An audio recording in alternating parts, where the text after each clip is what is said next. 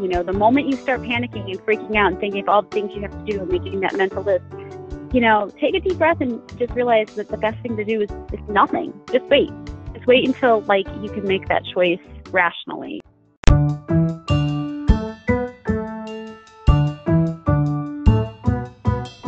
You are listening to podcast number 40 at joettecalabrese.com.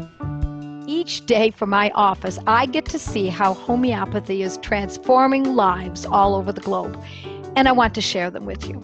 Some of my students have really caught my eye. Some of you have done all you can to learn how to cure those around you using homeopathic medicines, and your successes inspire me. They're glorious and powerful, and I can't keep these successes a secret any longer. So, with help from my roving reporters, we bring you a mini podcast series that I call Moms with Moxie, and sometimes we even interview dads with Audacity. See how regular mothers and others, average people who want to cure those around them, have gone from freaking to fabulous with homeopathy. Today we have a very special guest joining us. I'm excited to welcome Courtney here with me today, and we're going to be talking about how homeopathy has really changed her life and her family's life, and she's going to share with us a lot of stories that she has about how she uses homeopathy with her family. Everything from animal bites to bursitis, arthritis, and birthing those babies. Courtney, thanks for joining us today. Thanks. It's great to be here, Kate. We're excited to hear about your story and get to know you a little bit because it's always, I think, fun for people to get to know some of the people that work with Joette kind of behind the scenes. I'm excited for people to get to meet you and to hear about your story. So, Courtney, where are you from? So I'm from New York. I live probably about an hour and a half south of Buffalo. So you live sort of near Joette. Yeah, I don't live far from Joette. Joette lives just outside of Buffalo as well. So you've gotten to know Joette by working with her. For how many years have you worked with Joette now? I've worked with Joette for about 6 years now. I assist in marketing. So I've done Joette's social media. So a lot of people who have taken Joette's classes and are on her student forum page, because Joette, if you've taken her class, you can join the online student forum, which is hosted off Facebook. And I moderate that group along with another girl. So a lot of her students will probably recognize who I am because I'm often posting on there, or, you know, commenting on posts or answering questions, that kind of a thing. And I also, you know, anytime Joette has a new course that we're launching, I help launch it and take out advertising for it and that sort of thing. So a lot of people probably hear from you, but they don't know that they're hearing from you. Yeah, now they get to hear my voice. They see my picture and they've heard from me that way, but now they get to know a little more about Courtney. Yeah, exactly. I think that's really fun.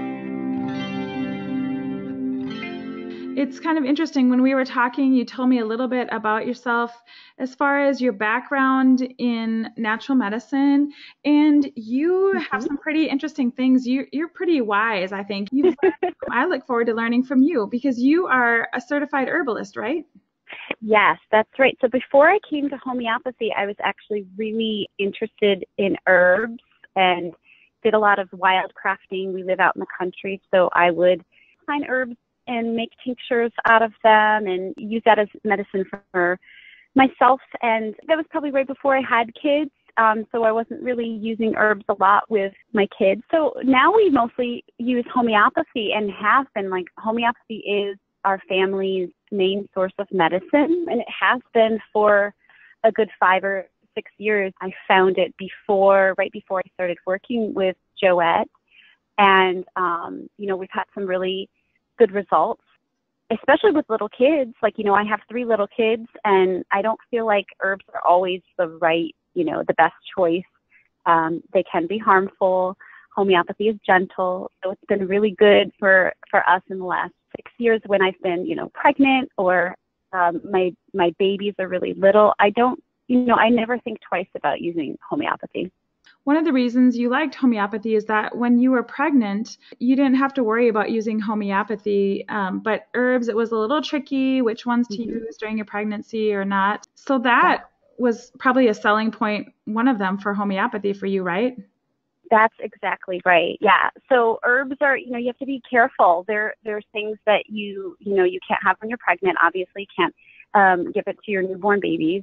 So homeopathy is like a perfect fit for that time, like the childbearing years. It's such a nice thing to have a kit when you're pregnant, so that if you come down with the flu, or, even if you're having like sciatic issues, you don't have to worry about resorting to allopathic medicine. And, herbs, the solution isn't always herbal, because herbs can be too harsh to take when you're pregnant. So yeah, that was like a big turning point for me, honestly, is just when we started having family, I needed something that I could use for my babies and use on myself. And homeopathy was the ticket.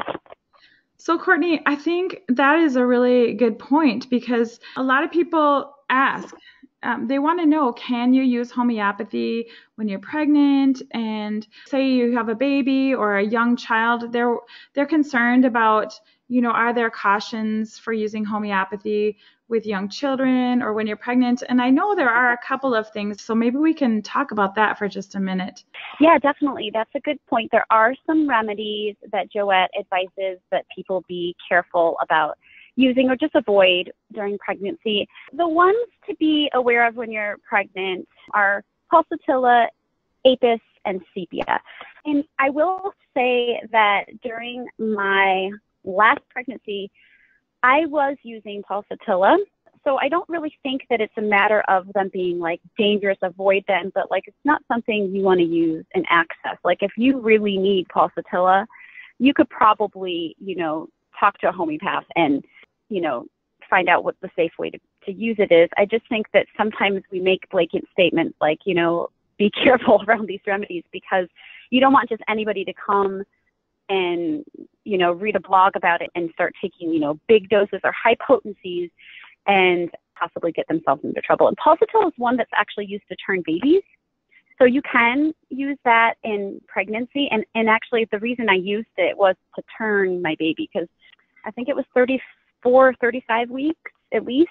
Avery, my last baby that I was pregnant with, was breech, completely breech, like head up, not even transverse. He was straight up breech. And I was planning to birth him at home. So all of my babies have been born at home. And my midwife, I came in for my appointment and she was like, oh my goodness, he's breech.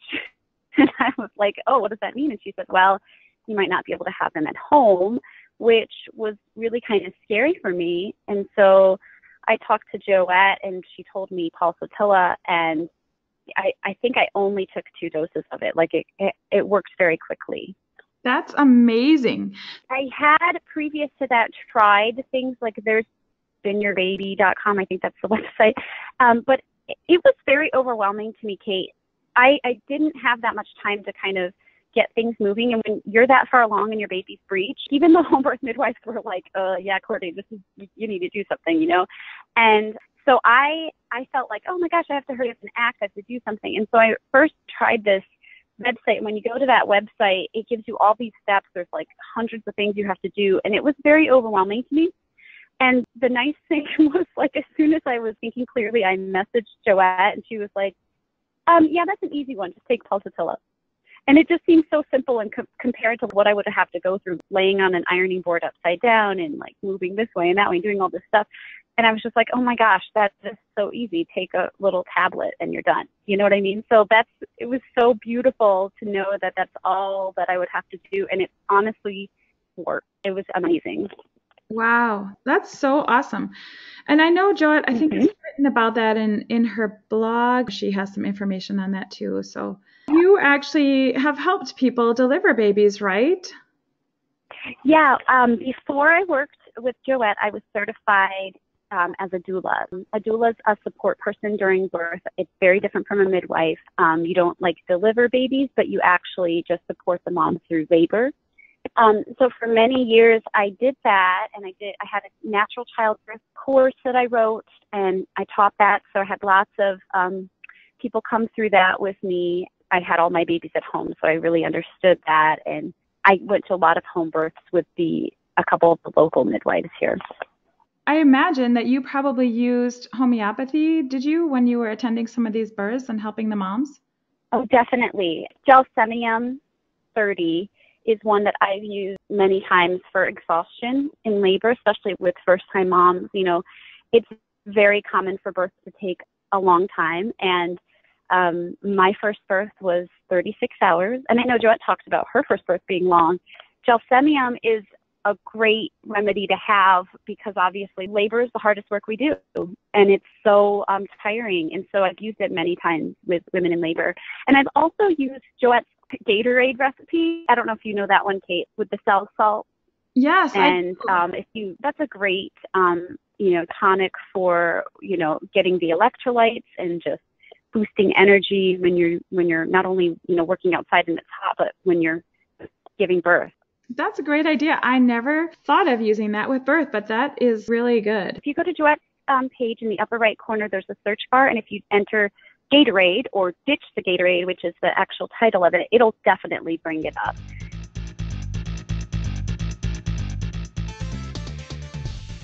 All right, so tell us a little bit about your family, and I know you've used homeopathy with your children and even your husband, and we heard actually from your husband in another podcast, but people probably don't know this, but your husband was on one of the Dads with Audacity podcasts, wasn't he? Yes, he's Mark in that podcast. And so Mark he's very athletic. He likes to run. He has a lot of sports-related injuries. We joke in our family that symphytum is Mark's spirit animal because he's had a lot of good relationship with that remedy. It's helped him a lot. So let's see. I'm trying to think. Okay, so bursitis is one that we dealt with that includes symphytum. And so bursitis is like an inflammation in the knee. Mark used to have repeated bouts of bursitis, and I think that seems to be the case from what I've heard, is that it tends to come and go and flare up, and it's that kind of a like infection type thing. And so the protocol for that I got from Joette is symphytum 200 mixed with Rust Tox 30, and you just take it twice a day.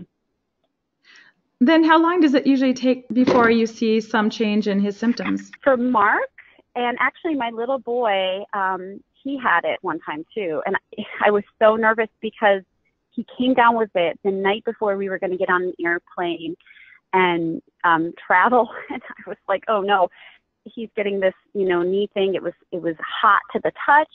It was painful. And I had, previous to that experience, Mark had a flare-up. And for Mark, it doesn't last too long. It's maybe like with this protocol, 3 days to a week. And then, he can kind of stop taking it. For other people, if it's happened for a long time, they have to take it probably longer, or it might, and usually what happens is they'll have, another flare-up after that, but it'll be less severe and maybe go away quicker, and then even maybe another flare-up after that. But then they eventually, if you employ this protocol, you never have it again. Like, that's kind of the trend, which is usually the trend with homeopathy. It sort of roots it out completely. Right. That's what I love about homeopathy that we don't get with many other natural medicine options is, sometimes, but homeopathy really gets to the root of the cause. And I know, for instance, my daughter, in her asthma, we're really seeing a change using homeopathy where before it was just managing the symptoms. Yeah, if you're not managing the symptoms, you are actually rooting it out. And that is also different, like from allopathic medicine, but also herbs a lot of times is, it's just managing symptoms. You have to keep taking the turmeric or whatever it is you're taking over and over again.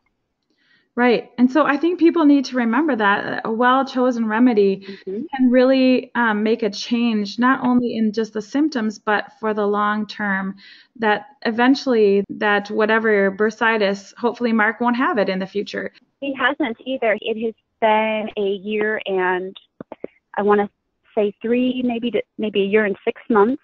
So we have not had any sign of it. So it's pretty awesome. Yeah, and prior we're done.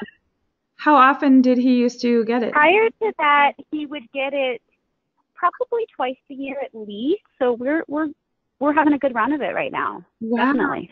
Your mom too, she also had some good success with homeopathy. Yeah, definitely. So my mom, she has had hip replacement surgeries on both of her hips. I think she's like currently up for another hip replacement, and she's trying to kind of save herself off for a while so she can get through and you know, just push it into the future a little bit.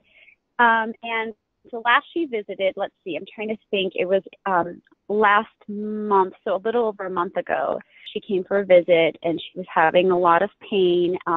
It's hard for her to like sit still for a long time. So if we're on a car ride or something like that, she can get achy because she has arthritis. And I started to give her Russ Talks. And, you know, a lot of times when my family's in town, I'll start, you know, I'll just give them homeopathy if something's going on, somebody's got a stomachache or whatever.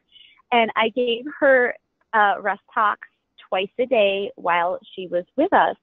And I just gave her Russ Talks 200 because that's what I had. But, you know, I probably gave it to her for like 4 or 5 days. I don't know, something like that. So then she went home and I kind of was like, well, I might not hear from her about this, you know, but if it helps, I'm sure she'll get a hold of me. And lo and behold, a couple days after she got back home, she's like, what did you give me? So I had her order Russ Talks off the internet. I sent her a link. I messaged her a link right to where she could order it with the right potency so that there wouldn't be any confusion at all, and she could just have it sent right to her house. Great. So right now she's kind of holding steady, putting off that hip replacement surgery, right? Yeah, so far so good. We're hoping to get her through some more months, as long as we possibly can, because hip replacement surgeries, like a lot of surgeries, you know, they don't last forever. And she's already had her hip replacement done, and she wants to make sure she can kind of put it off as far into the future as she can. So let's talk a little bit about your son. How many children do you have? And tell us a little bit about your children. Okay, so yeah, I have 3 children. My oldest is 9. I have a middle girl, and she is 6. And my youngest son is 3. So one of your children, you used a remedy with them because I remember you telling me that they were really colicky. Yeah, so my firstborn was very colicky. And, you know, I didn't really understand what was going on. I mean, I felt like I was in a daze for several months after I had him and like, oh my gosh, what's going on? I didn't know the difference between him and other babies, like what was normal. But it ended up the symptoms became very, very clear. It was every single evening for like 4 or 5 hours at least. He was just inconsolable. And I actually had this routine where I would sit on a big exercise ball and I would bounce him and like at the same time kind of like pat his back while I was bouncing him. And that's the only thing that would really soothe him. And I would do that for hours. Oh my gosh, you are just so bringing these memories back that I had of my daughter. I had an exercise ball and we would do the same thing. And, you know, I didn't know about homeopathy when she was first born. And oh my goodness, I wish I had.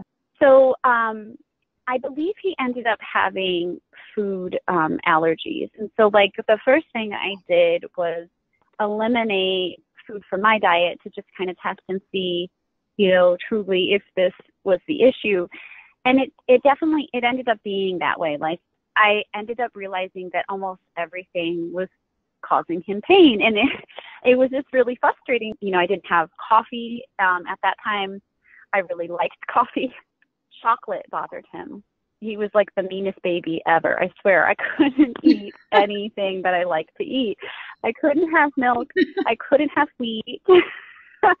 Ultimately, what we realized is that he had an allergy, and the biggest one was wheat. So I took, you know, of course, I've taken all of Joette's courses, and I took the Good Gut, Bad Gut course. I immediately realized he needed to be on Bovista, and I started giving him Bovista, and his sensitivities have pretty much, I mean, he can pretty much eat anything. We are very careful still with wheat. We don't like go overboard, but I will tell you right now, he's on a bagel kick. This has probably been for like 2 weeks now. He has a bagel, a big wheat filled, you know, crusty, delicious bagel every single day, and has not had an issue. You know, if I had done this a couple years ago, even, he would have had diarrhea, and it would have been, you know, horrible. So we've had so much progress with Bobista with him. It's amazing. And you also, what do you give him for the diarrhea then? So for the diarrhea, we were giving him Nux Vomica 30 twice a day. So if he had eaten wheat and got diarrhea, we would start the, you know, Nux Vomica up, or, you know, if, you know, just continuing him on it if we were already doing it. And we don't give him Nux Vomica anymore because he doesn't have the diarrhea the way he used to have. He's much better, you know, and so he just right now is taking the Bovista, but I'm pretty sure I'm going to start weaning him off that even. We found Nux Vomica to be helpful as well with when kids have tummy aches kind of regularly, and I think it's from something that they ate. It's been very helpful for us as well. And what did you use for your son when he was colicky? Why don't you tell us about that? Okay, so for him, when he was colicky, I gave him Colic Synthes. And I think I just gave him a 30 dose on that, because at that time when he was a little baby, all I had was the 100 remedy kit. Which is a great kit. I mean, that's a perfect kit to start off with. Absolutely. That, you know, that's like the perfect gift to get any expectant mom. You know, like instead of coming to the baby shower and bringing some diapers and an outfit, give her a homeopathy kit, or get a couple people together and, you know, put in for a homeopathy kit. That's a lifesaver, to know that you've got something when your baby is upset or something happens. You know, that's the best gift that a mom could have. I agree. It's been a lifesaver, literally, for us. So your daughter, you had an interesting experience with your daughter that I want to hear about. Go ahead and tell us about Nola.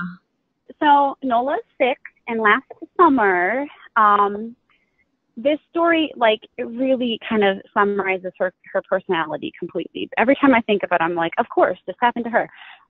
So we live in the country. We have goats. We have a little farm, and my kids are always running around outside. We have a cat, and the cat actually got a hold of a vole. So the whole family got to learn, you know, what a vole is and the difference between a vole and a little mouse, because at first I thought it was a mouse, but it wasn't. It was a vole. So are you talking about a vole, V-O-L-E, not M-O-L-E, right? That's right, a vole. A vole looks like a mouse.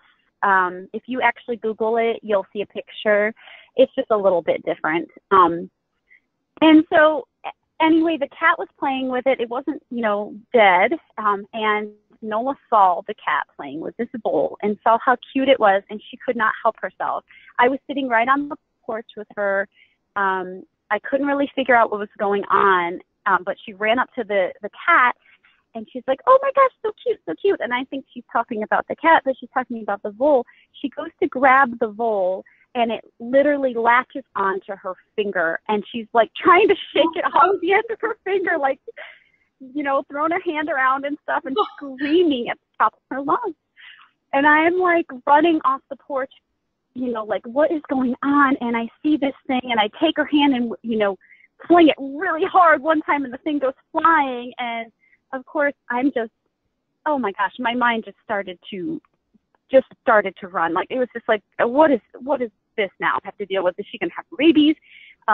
What do I do? And I'm like, I need to call, you know, I need to call the pediatrician. I need to call the disease control people. I need to get her rabies shots. I don't know what is going to happen here. Of course, like, and this is a kid that's never gotten a vaccination at all. She's never had an antibiotic. I am just losing my mind. And lo and behold, like, this is a piece of advice I've heard Joette actually give people before, and I don't remember where I heard it. It might have been one of the courses. But she said, you know, in the moment of an emergency, you know, your first response, especially as a mom, is to lose it and freak out. But and think of all the things you need to do. Like, of course I'm like, hydrogen peroxide, let's clean this out, let's go, or whatever. And I remember her saying, actually the best thing to do is nothing. Like, just don't, because usually our first responses aren't like the best response, because there's a difference between, reacting, right, and responding. And I think that I was totally reacting in that moment. And I was just like, oh my gosh, what do we do? I called my husband, I called everybody. And I sent Joette this email. I still laugh at it today because literally I keep every single email and question that I've ever asked her in a file. And this one is hilarious. Like, the subject line has like a asterisk, and it's like emergency. and it's like, my gosh, and if you read this email, it sounds like I'm a crazy person. I'm like, Nola just got bit by a vole. I don't think at the time even knew it was a vole. I actually, we ended up catching it to we weren't sure if we needed to have it to test it or whatever. So we ended up catching it and putting it in this little box, and then we could actually release it later because we didn't have to worry about rabies. I did talk to the someone from CDC or something, like the health department. That's who I talked to. I talked to someone from the health department, and they were like, okay, ma'am, you do not need to bring her in for rabies shots. You do not need to worry about rabies. If it was a bat, that would be different, but an animal like a mouse that is so tiny like this, if it did indeed get bit by another animal that had rabies, it would have died. It wouldn't have made it through, that attack. So the chances are so low that you would actually be putting her through worse things if you took her to get rabies shots. But I didn't really worry about that so much anyway, because there's a protocol for rabies. I mean, I do feel like I'm pretty lucky to be able to work for Joette. I can take her courses. I know homeopathy so well now. I'm just grateful, so grateful for it. So I had the remedies I needed. I emailed Joette, and she messaged me back. She said, take Hypericum 200 mixed with arsenicum 200 twice a day. And that's the typical, infection kind of protocol. Mm-hmm. Then I also did give her Ledum 200 twice a day for 1 week, because the bite is a puncture wound, and Ledum is what you want to give anytime there's that kind of a wound. Great thinking. So good. Okay, well, what a scary story. I think I would have done the same thing. And Courtney, that's what I loved about talking to you, is that your message, I feel like, as a mom and as a doula and all the things that you've learned being, working with Joette and your experiences, you've learned not to panic. Or even if you do, then you think about it a little bit and think, okay, I can just really take some time and think about these things before I have to react, and then you can actually not react, but respond. Yeah. Okay, good. I couldn't think of the word. That's how I like to think of it, like responding versus reacting. There's such a big difference. Yeah. And so I know you've talked a little bit about that too, even with birthing and everything, and just how when things like that happen, an emergency like you went through, you feel like, oh my gosh, I got to do something right now. And, we can think, okay, no, just calm down. I have some time. I'm just going to think clearly about this. But I think that's hard for moms, don't you? Absolutely. Yeah, that brings it full circle, because that was a lesson I learned early on as a doula, in the hospital setting especially. I mean, that's one of the worst things when you bring a first-time mom into the labor room. And one of the things that almost any doula will tell you is that, you never bring a mom in when she's in early labor. You gotta set up your little, tricks at home to kind of get her through the early stages of labor, because the longer she's there at the hospital, the more likely that the doctors, and I don't mean that these doctors are out to get people. It's just, a part of what their procedure is. But the more likely it is that they're going to have an intervention, whatever it's going to be. It's going to be an IV, a drug, a C-section. You definitely want to kind of wait it out as long as you can, so that's less likely to happen. But lo and behold, there's many times when, mom decides she wants to go in absolutely without a doubt early, and, or something goes down and the doctors are going to, put that forward that, hey, we need to make a decision on this right now. You need to have a C-section. This is what we think. And the pressure is on, and it is incredibly hard to get through those moments, because you do feel like you're in an emergency. Like, they know what they are doing. And I remember early on, using that technique of, actually, you don't own this time. Like, this is, we get to make the decisions here. And when you are able to stay in your power about it, you get to dictate the course of what's going to happen. And so that's like, a trick that I learned is to say, well, actually, we need about 10 minutes to talk alone. And if you don't tell them that you want to be alone in the room, they'll stand there and watch you talk. So, asking them to leave is very important, and to have that time, because, literally 5 or 10 minutes can be the difference between a C-section or not a C-section. You sit there and you talk to mom and give her the options, and, discuss what her plan is and remind her of her intentions and that kind of thing. It can really make the difference in a situation like birth. So it's a nice thing to start learning when you're pregnant, start learning early on to not freak out. The freak out moment really doesn't help anything, even though we all do it. And, that's what kids do to us. They tend to push the buttons just the right way so that we can get, upset about things. And I think that happens even when our kids have come down with a bad flu or a cold or something, if they have really high fever or they're in a lot of pain, we start to panic, right? And feel like, oh my gosh. Yeah, definitely. And I think that every family has their trigger. Like, if your family was dealing with an ear infection and it was really freaking you out, I would just be like, oh yeah, no, I'll take an ear infection anyway. That's fine. Like we've gone through multiple ear infections with homeopathy, maybe, or strep throat, that might really freak a lot of people out.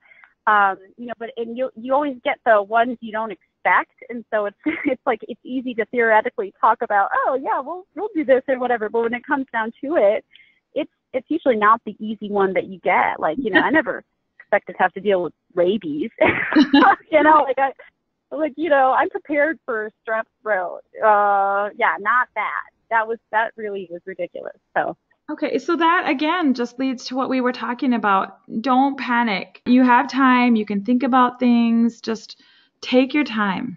That's right. Yes. If you can instill that into your head that, the moment you start panicking and freaking out and thinking of all the things you have to do and making that mental list, take a deep breath and just realize that the best thing to do is nothing. Just wait.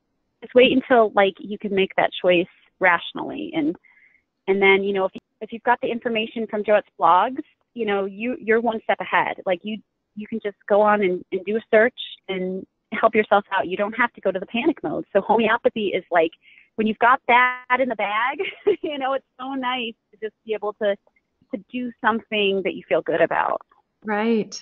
Yeah. And that doesn't have side effects. Exactly. Yeah. Things happen. And so, I don't know, people laugh at me, but when I go anywhere, I take a lot of homeopathic remedies. And when I travel, oh my gosh, one suitcase is usually half filled with homeopathy. And I remember people teasing me, like my husband or whatever. And I'm like, you're going to thank me if something happens and I have my remedy.